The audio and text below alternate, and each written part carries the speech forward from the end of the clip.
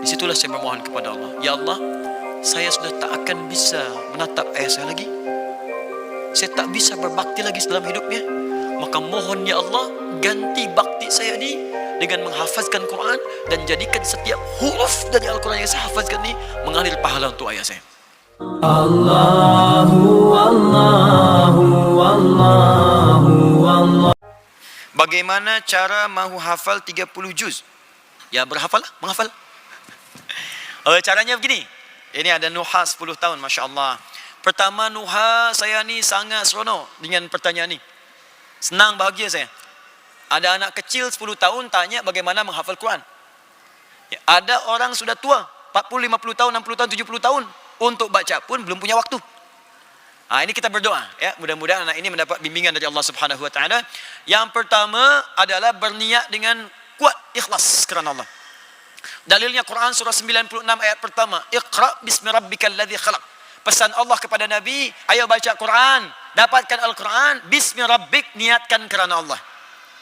Nuha ni mula belajar nanti insya-Allah, niatkan kerana Allah, bismillah. Niatkan. Jangan kerana yang lain. Termasuk ustaz, saya ingin jadi hafizah. Kalau pengen jadi hafizah, tidak usahlah menghafaz, ganti nama saja dari Nuha jadi hafizah.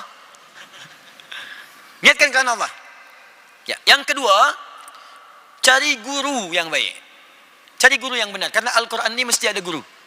Tak bisa baca Al-Quran, tak ada guru, tak bisa. Kemarin kita sudah bahaslah beri kuliah di Masjid Tuanku Mizan. Saya tuliskan 3 huruf saja. Alif, lam dengan mim. Dibaca oleh 3 orang. Makhrajnya bagus semua. Alif, lam, mim. Alif, lam, mim. Bagus makhrajnya. Cuma saya kata, maksud saya bukan alif, lam, mim. Maksud saya alam. Salah baca, bukan alif lam mim tapi alam. Bagaimana kita bisa tahu ini alif lam mim atau alam? Bagaimana kita bisa tahu ini majra atau majre? Bagaimana kita bisa tahu ini ana dibaca pendek atau ana dibaca panjang? Bagaimana kita bisa tahu alaihi atau alaihu? Mesti ada guru yang mengajarkan kita. Cari guru. Ustaz, kami nak temukan guru, sulitlah. Cari murattal. Sekarang banyak YouTube, daripada tengok yang sia-sia, tak ada maknanya, tak ada guna. Carilah yang baik-baik. Al-Quran banyak sekarang. Ada Syekh Al-Khusari. Itu baik tu. Ya, bermula dari Syekh Al-Khusari. Itu Syekhul Quran. Ingin cepat sikit, Syekh Abdul Rahman As-Sudais. Atau Syekh misalnya Suraim. Itu suara kalau ada rendah dikit. Syekh Mishair Rashid misalnya boleh lah. Sila. Pilih syekh-syekh yang baik. Lihat bacaannya, ikuti. Lalu nanti ikut tahsin dengan guru-guru yang ada. 3, cari mushaf. Mushaf Uthmani, tapi jangan pernah bertukar-tukar mushaf. Satu mushaf tu saja. Satu saja. Ya. Yang sudah dapat at-taisir kemarin, ya silakan gunakan itu. Satu saja. Usahakan yang susunannya itu menggunakan Uthmani, satu halaman 15 baris.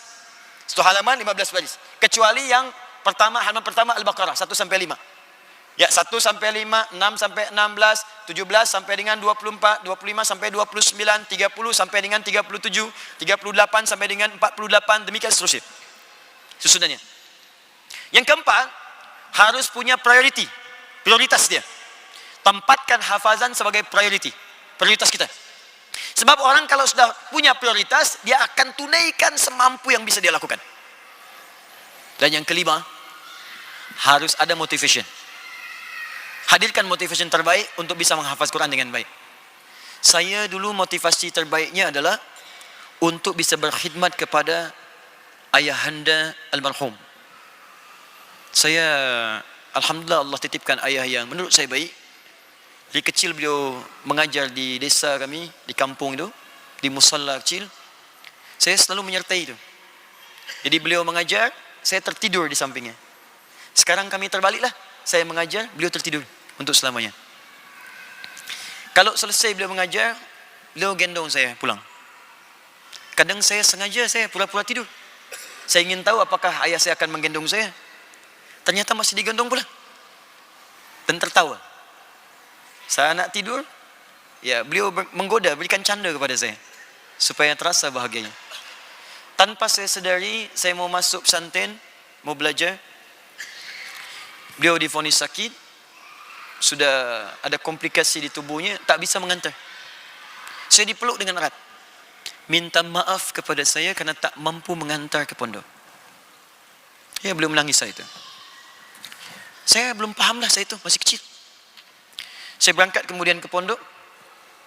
2 pekan, ada maklumat, saya dipanggil nama saya. Kakak saya sedang menunggu.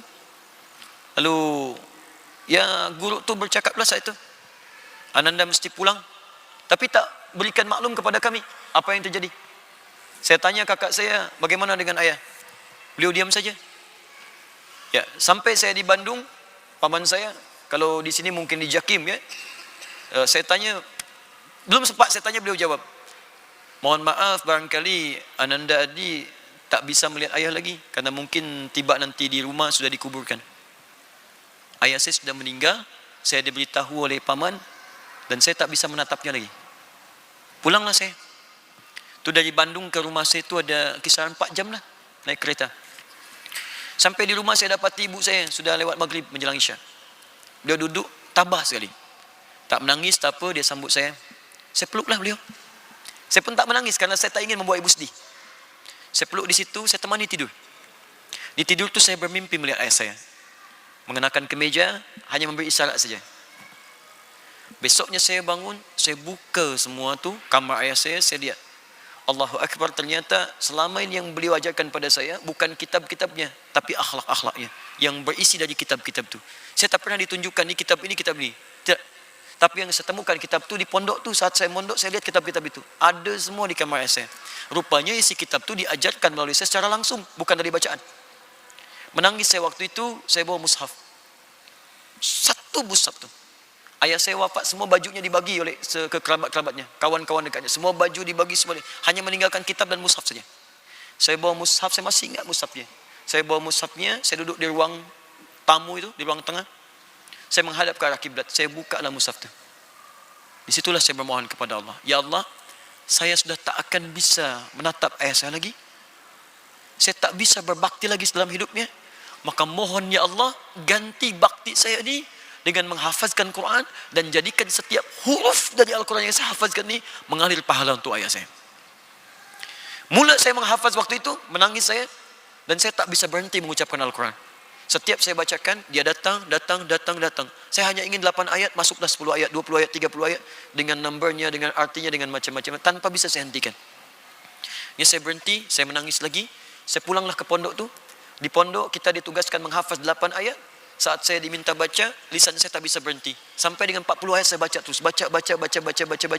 Sampai Ustaz mengatakan, sudah cukup nak kamu duduk sini. Ustaz pamit keluar dulu. Kamu berikan nilai lah kepada teman-teman ni. Jadi motivasi terbaik itu pada saat itu adalah bagaimana bisa kita berbakti kepada kedua orang tua. Jadi saya berikan nasihatlah kepada teman-teman ni, saudara-saudariku, anak-anak, budak-budak ataupun siapapun yang ingin menghafaz Quran, cubalah niatkan dengan niat yang baik. Kalau masih ada orang tua, ayah, ibu, bapa, ibu ya, pakcik, pakciknya, berbaktilah pada keduanya. Sebab kalau sudah tak ada, sulit lagi kita menemukan bakti itu. Saya bawa ibu saya haji. Berjuang luar biasa. Mungkin kalau nak kisahlah, panjanglah kisah itu. Sampai tawaf, saya gandeng dengan tangan kanan saya.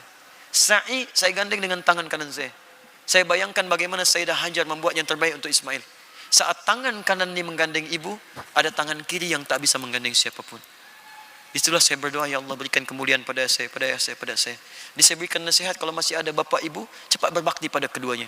Karena kalau sudah tidak ada satu di antara keduanya, tak ada lagi kesempatan yang kita bisa berikan dalam alam hidupnya, kecuali doa-doa dan amal saleh. Jadi saya berikan nasihat kepada Nuha ni, alhamdulillah, bertakwalah kepada Allah, sayangi kedua orang tua, kemudian berusaha berjuang dengan baik, insya-Allah Allah berikan kemudahan-kemudahan untuk menghafaz. Ya, saya jumpa dengan seorang anak namanya Ashraf, dihantar dia oleh 2 orang tua, ayah ibunya, 3 saudaranya. Ya, Habib Abdurrahman As-Sudais, kemudian yang kedua 3 Fatur Rahman, yang keempat Uwais Al-Qarni, masih kecil dia 2 bulan saja. Ya, masih ditimbang. Dia datang dengan datuknya pula, kakek neneknya, opa omanya datang semua. Ya, apa yang mau disampaikan? Allahu Akbar. Peran ibundanya mendidik dia menghafazkan Quran, ingin dicek Quran sampai hafaz Quran 7 tahun tu, hafaz Quran dengan numbernya, dengan maknanya, dengan topiknya, temanya. Dan kami uji tes dia. Saya utus seorang santri coba tes anak ini. Saat dites dia diberikan soalan, baca ayat. Diberikan ayat tentang neraka, menangis air matanya. Anak 7 tahun baca ayat tentang neraka, menangis air matanya. Keluar air mata, menangis dia. Ya. Nah, itu sudah banyak Pak, tuan-puan. Anak-anak budak-budak kecil hafaz Quran. 4 tahun, 5 tahun ada yang buta mata, lumpuh otak hafaz Quran. Dan ketika ditanya, luar biasa ajib jawabannya. Kenapa menghafaz Quran? Supaya saya punya bekal pulang menghadap Allah. Tuan-puan diberi 40 tahun, 50 tahun, mata sehat, otak sehat, semua fisik sehat. Tapi belum punya waktu hanya sekedar untuk membaca. Apa tak malu menghadap Allah nanti saat kita berpulang?